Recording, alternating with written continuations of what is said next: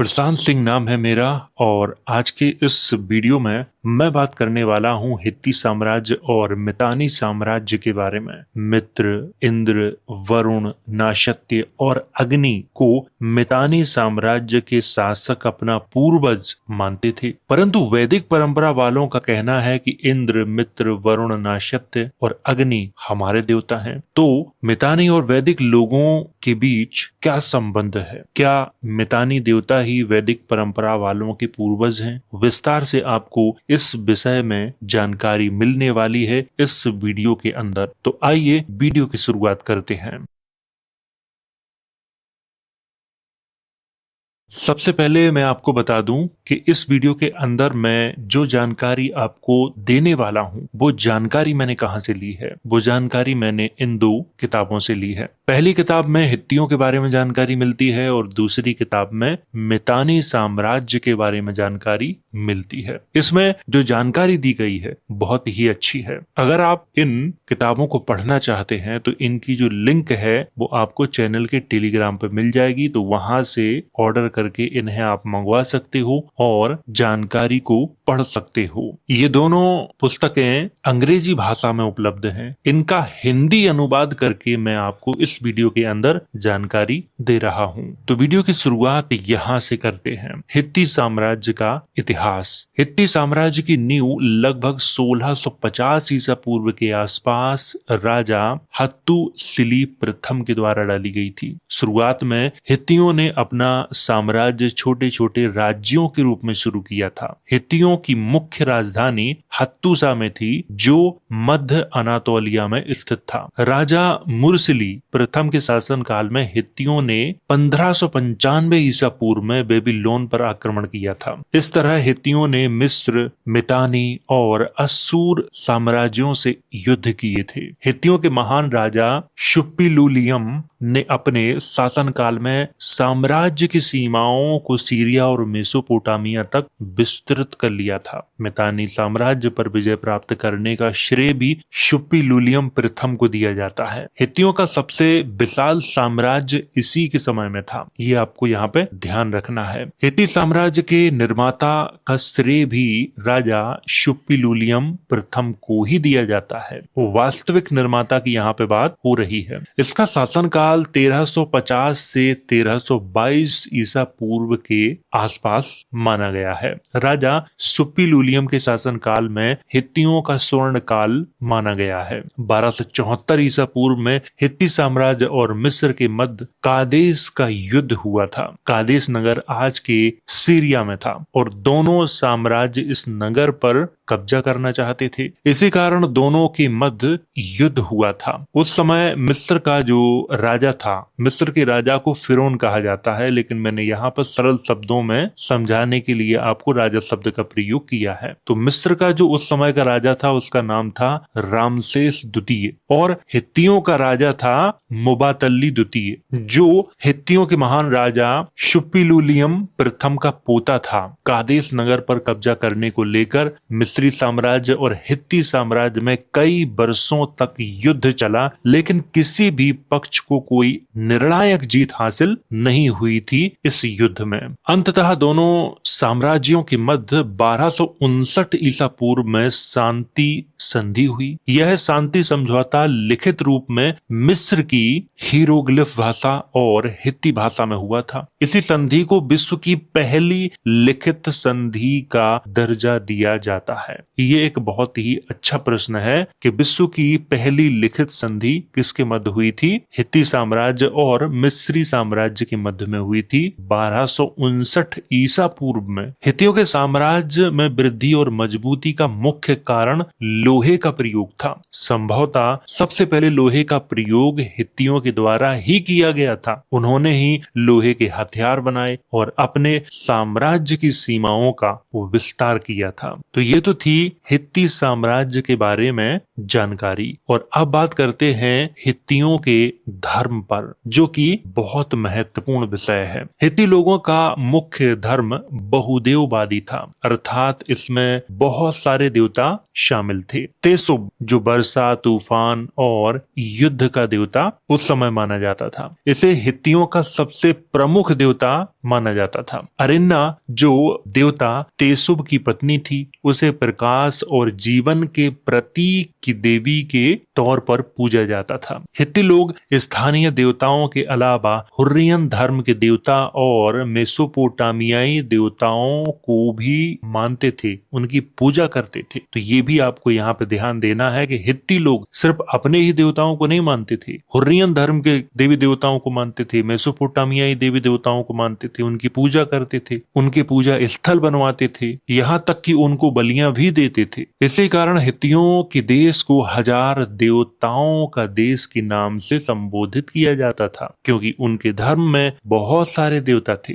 हित्ती लोग पूजा अर्चना के लिए पवित्र स्थल भी बनाते थे, जैसे आज हमारे देश में मंदिर, मस्जिद या और भी जो अलग अलग धर्म के पवित्र स्थल हैं वो बनाए जाते हैं। उस समय भी ऐसा किया जाता था, हित्ती लोग ये करते थे, क्योंकि हित्तियों की राजधानी हत्तूसा और याजिलिकाया में एक पवित्र स्थान है, जहां पर एक चट्टान है, उस पर देवताओं की आकृतियां बनी हुई हैं। हित्ती लोग देवताओं को प्रसन्न करने के लिए यज्ञ में जानवरों की बलि देते थे। वैदिक परंपरा वाले भी यही करते थे, अपने देवताओं को प्रसन्न करने के लिए यज्ञ में बलियां देते थे। हित्ती साम्राज्य वाले भी यही करते थे, अपने देवताओं को प्रसन्न करने के लिए वो बलियां देते थे। बलि देने की परंपरा बहुत प्राचीन है, अलग अलग परंपराओं में अलग अलग तरह से बलियां दी जाती थी। उनका विश्वास था कि यज्ञ में बलि देने से देवता प्रसन्न होते हैं। हित्ती साम्राज्य का राजा ही धर्म का मुख्य पुरोहित होता था। ये बात आपको यहाँ पर बहुत अच्छे से समझनी है। उनका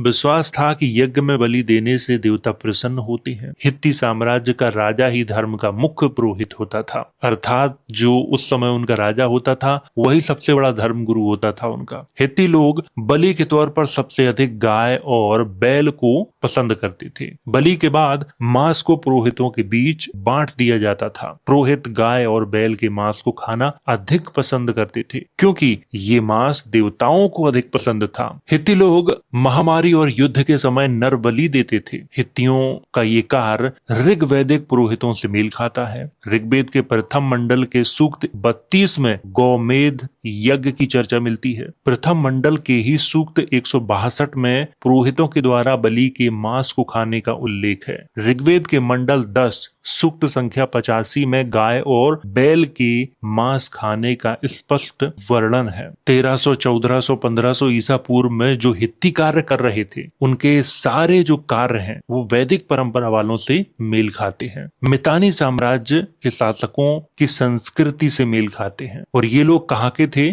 कहाँ पे शासन कर रहे थे? आज का जो तुर्की है, हित्ती वहीं शासन कर रहे थे। तो ये आपको यहाँ पर विशेष तौर पर ध्यान रखना है कि हित्तियों की जो संस्कृति है और वैदिक परंपरा वालों की जो संस्कृति है एक जैसी है। वो भी बलि दे रहे हैं, यहाँ भी बलि का उल्लेख है। नर बलि यहाँ भी दी जाती थी, वहां भी दी जाती थी। यज्ञ में जिन जानवरों की बलि दी जाती थी, खास तौर से गाय और बैल की, इसके बाद उस मांस को पुरोहितों के बीच में बांट दिया जाता था। ऐसा हित्ती लोग करते थे और इसका उल्लेख हमें ऋग्वेद में भी मिलता है। वहां भी बलि के बाद मांस को पुरोहितों के बीच बांट दिया जाता था। तो ये तो थी जानकारी हित्तियों के बारे में। और अब बात करते हैं मितानियों के इतिहास पर। मितानी साम्राज्य का उदय हुर्रियनों से हुआ था। हुर्रियन गैर सेमिटिक लोग थे। इनका मूल निवास स्थान उत्तरी मेसोपोटामिया अर्थात वर्तमान में जो उत्तरी इराक है, उत्तर पूर्वी सीरिया है और दक्षिण पूर्वी तुर्की है, उसको माना जाता है। बाद में ये लोग काकेसस, आज का जो जॉर्जिया है, आर्मेनिया है, अजरबैजान है, उस वाले क्षेत्र में भी ये जा बसे थे। 2500 ईसा पूर्व के आसपास हुर्रियन छोटे छोटे ग्रामों में रहते थे। 1500 ईसा पूर्व से 1300 ईसा पूर्व पूर्व में यही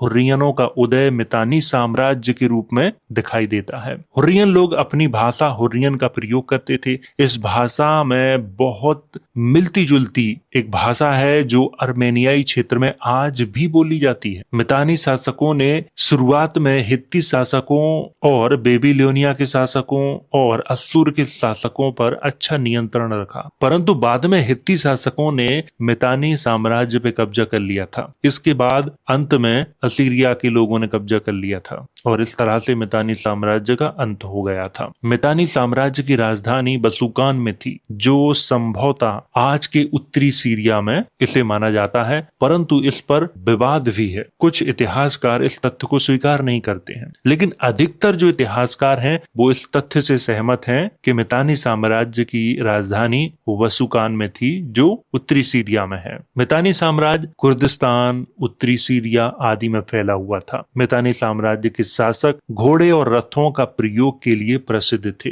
मितानियों का एक ग्रंथ है जिसका नाम है किक्कुली। वो खास तौर से घोड़ों के प्रशिक्षण के संबंध में है और ये ग्रंथ इतना प्रसिद्ध है कि इसके इतिहास में बहुत चर्चा की जाती है। इस ग्रंथ में घोड़ों के बारे में बहुत विस्तार से जानकारी दी गई। घोड़ों का युद्ध में कैसे प्रयोग किया जाए, कितना उन्हें खाना दिया जाए और कितनी प्रतिदिन उनसे मेहनत करवाई जाए, कितनी देर उन्हें रथों में दौड़ाया जाए, सारी जानकारी आपको इस ग्रंथ में मिल जाएगी। और खास बात यह है कि ये जो ग्रंथ है ये हित्ती भाषा में लिखा गया है, मितानी में नहीं लिखा गया है, ना ही हुर्रियन में लिखा गया है। इस ग्रंथ की सबसे खास बात यह है कि ये हित्ती भाषा में लिखा गया है, हुर्रियन भाषा में नहीं। और ये ग्रंथ है किसका? मितानी शासकों का। भाषा किसकी इस्तेमाल की गई है? हित्तियों की इस्तेमाल की गई है। यहाँ पर मैं एक तथ्य की आपको और जानकारी देता हूँ। आज के जो हूती विद्रोही हैं ये हित्तियों के ही वंशज हैं। और इस ग्रंथ की सबसे खास बात यह है कि इस ग्रंथ में कुछ ऐसे शब्द हैं जो ऋग्वैदिक संस्कृत से मेल खाते हैं। किक्कुली जो ग्रंथ है जिसमें घोड़ों के प्रशिक्षण की बात की गई है, यहाँ पर मैं उसकी बात कर रहा हूँ और वो हित्ती भाषा में लिखा गया है। मितानी शासकों ने मिस्र के राजाओं संग अपनी राजकुमारियों का विवाह किया था, जिसमें सबसे चर्चित नाम मिस्र के फेरो अमेनहोतेप तृतीय का आता है। मितानी साम्राज्य का अंत हित्ती शासकों और असूर शासकों ने किया था। प्रारंभिक मितानी शासकों में सुतर्ना प्रथम का नाम आता है। मितानियों का सबसे शक्तिशाली शासक सोसत्तर था, जिसने असीरिया पर विजय प्राप्त की थी और ऐसा माना जाता है कि इसने असीरिया की राजधानी में इतना आतंक मचाया था कि राजा के महल के दरवाजे तक ये खींच के लाया था। मितानियों का सबसे प्रसिद्ध शासक तुसरता था, जिसने मिस्र के शासकों को पत्र लिखे। इन पत्रों में कुछ देवताओं के नामों का उल्लेख है, जैसे मित, वर्ना, इंदारा, नासत नामक देवताओं के नाम की शपथ का उल्लेख है। यहाँ पर आपको ध्यान रखना है कि जो मित्र लिखा हुआ है उसे ऋग्वैदिक परंपरा में मित्र के नाम से संबोधित किया जाता है और जो वर्णा लिखा हुआ है इसे वरुण के नाम से संबोधित किया जाता है और ये इंदारा लिखा हुआ है इसको इंद्र के नाम से संबोधित किया गया है और नासत को नासत्य के नाम से संबोधित किया गया है। और इन्हीं नामों का उल्लेख जो मितानी शासक हैं वो करते थे। मितानी शासक मानते थे कि ये हमारे देवता हैं, हमारे पूर्वज, और इन्हीं का उल्लेख ऋग्वेद में आपको मिल जाएगा। मितानी लोग हुर्रियन भाषा का प्रयोग करते थे। मितानी शासक पत्रों में कीलाक्षर लिपि और अक्कादी भाषा का प्रयोग करते थे, क्योंकि अक्कादी भाषा को अंतरराष्ट्रीय भाषा के तौर पर उस समय स्वीकार किया जाता था। जैसे आज हमारे देश में अंतरराष्ट्रीय भाषा के तौर पर अंग्रेजी को महत्व दिया जाता है, उस समय मितानी राजा अक्कादी भाषा को महत्व देते थे, लेकिन उनकी जो मूल भाषा थी वो हुर्रियन भाषा थी। तो ये जानकारी थी मितानी साम्राज्य के बारे में। और अब बात करते हैं मितानी शासकों के धर्म पर। मितानी शासक मूल रूप से हुर्रियन लोग थे। संभवतः घोड़ों और रथों का प्रयोग भी सबसे पहले हुर्रियन मितानियों के द्वारा ही किया गया था, ऐसा किताब में लिखा हुआ है। शुरुआत में मैं जिन किताबों को आपको दिखा चुका हूं उनमें लिखा हुआ है। मितानी शासकों का मुख्य धर्म हुर्रियन था। था, परंतु वह कुछ हित्ती देवताओं को भी महत्व देते थे। मितानी धर्म में देवता मित्र को संधि और सत्य का देवता माना जाता है, अर्थात जो मित्र देवता है उसको संधि और सत्य का देवता माना जाता है, ये आपको ध्यान रखना है। वर्ना अर्थात वरुण को नियम और नैतिक व्यवस्था का देवता माना जाता है। कहाँ पे माना जाता है? मितानियों के धर्म में। इंदारा अर्थात इंद्र को युद्ध और विजय का देवता माना जाता है, और वैदिक परंपरा में इंद्र को वर्षा का देवता माना जाता है। वास्तविक स्थिति ये है कि इंद्र वर्षा के देवता नहीं है, युद्ध और विजय के ही देवता है। ऋग्वेद में इंद्र की खूब चर्चा की गई है। उन्हें युद्ध में विजय प्राप्त करने के लिए बुलाया जाता था, उनका आह्वान किया जाता था, मंत्रों और बलियों के माध्यम से उन्हें खुश किया जाता था। ऋग्वेद में इसका स्पष्ट वर्णन है। नासत अर्थात नाशत्य को जुड़वा के तौर पर चिकित्सा और रक्षा का देवता माना जाता है मितानी धर्म में। मितानी शासक जब संधि करते थे तब वे मित्र, वर्णा, इंदारा, नासत के नामों का प्रयोग करते थे, अर्थात मित्र, वरुण, इंद्र, नाशत्य के नामों का प्रयोग करते थे। मितानी शासक रथ और घोड़ों को पवित्र मानते थे, क्योंकि उनका मानना था कि रथ और घोड़ा हमारे देवताओं का वाहन है। और ये सारी जो चीजें हैं वैदिक परंपरा वालों से मेल खाती हैं, क्योंकि वैदिक परंपरा में भी यही मान्यता है, रथ और घोड़ा पवित्र है, देवताओं का वाहन है। और मितानी धर्म में भी रथ और घोड़ा पवित्र है, क्योंकि ये देवताओं का वाहन है। युद्ध, संधि, महामारी या किसी विशेष अवसर पर यज्ञ में पशु की बलि भी देते थे, ताकि देवता उनसे प्रसन्न रहें। मितानी देवता मित्र का जो उल्लेख है वो ईरान के मिथ्राइस धर्म में मिलता है, पारसी धर्म में मिलता है, रोमन साम्राज्य में मिलता है, वैदिक परंपरा में मिलता है। देवता मित्र का संबंध सूर्य से था, अर्थात देवता मित्र की यहाँ पे जो बात हो रही है उनके बारे में कहा जा रहा है कि इनका जो संबंध था वो सूर्य से था। मितानी देवता वर्णा अर्थात वरुण का उल्लेख पारसी धर्म में अहुर मजदा के रूप में देखने को मिलता है। ग्रीक परंपरा में यूरानोस के रूप में देखने को मिलता है। वैदिक परंपरा में वरुण के रूप में देखने को मिलता है। मितानी देवता इंदारा का उल्लेख अर्थात इंद्र का उल्लेख पारसी धर्म में किया गया है, वैदिक धर्म में किया गया है। बौद्धों और जैनों में शक्र, शकेंद्र के रूप में देखने को मिलता है। मितानी देवता नासत का जो उल्लेख है वो ग्रीक परंपरा में कैस्टर और पोलक्स के रूप में देखने को मिलता है। लिथुआनिया और वाल्टिक की कथाओं में अस्सुनाई के रूप में मिलता है इनका उल्लेख। वैदिक परंपरा में अश्विनी कुमार के रूप में इनका उल्लेख किया गया है। तो यहाँ पर जितने भी देवताओं के नामों की चर्चा की गई है ये सारे देवता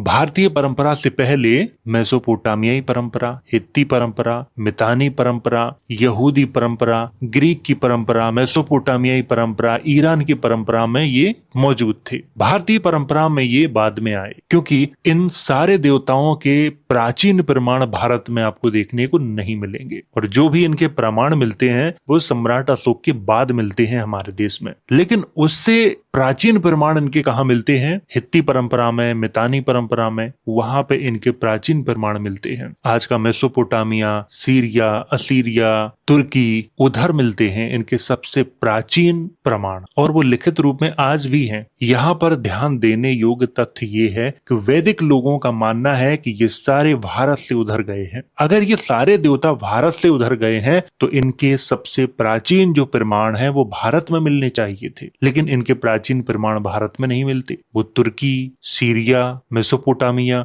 उधर जाके मिलते हैं, अर्थात आज का जो इराक, ईरान, तुर्की, सीरिया उस तरफ वाले हिस्से में मिलते हैं। हित्ती साम्राज्य और मित्ती साम्राज्य को अगर आप ठीक से पढ़ लोगे, इनके देवताओं के बारे में समझ लोगे, तो भी आपको बहुत हद तक वैदिक परंपरा के बारे में जानकारी हो जाएगी। वैदिक परंपरा बहुत प्राचीन है, लेकिन भारत में नहीं है, ये भारत से बाहर प्राचीन है। भारत में तो ये लोग अशोक के बाद आए हैं। तो ये तो थी जानकारी मितानी शासकों के धर्म के बारे में। और अब बात करते हैं साती वाजा संधि के बारे में, जिसकी बहुत चर्चा होती है इतिहास में। मितानियों का सबसे प्रसिद्ध राजा था तुसर्ता। उसकी हत्या के बाद मितानी साम्राज्य कमजोर पड़ गया था, क्योंकि राजगद्दी के लिए संघर्ष शुरू हो गया था। इसी बीच राजा हत्तूसरता के बेटे ने क्या किया, उसका नाम था साती वाजा। उसने क्या किया कि हित्ती शासक सुप्पीलूलियम से मदद मांगी, क्योंकि सुप्पीलूलियम हित्तियों का सबसे महान राजा था, शक्तिशाली राजा था। उससे मदद मांगी। सुप्पीलूलियम ने क्या किया कि राजा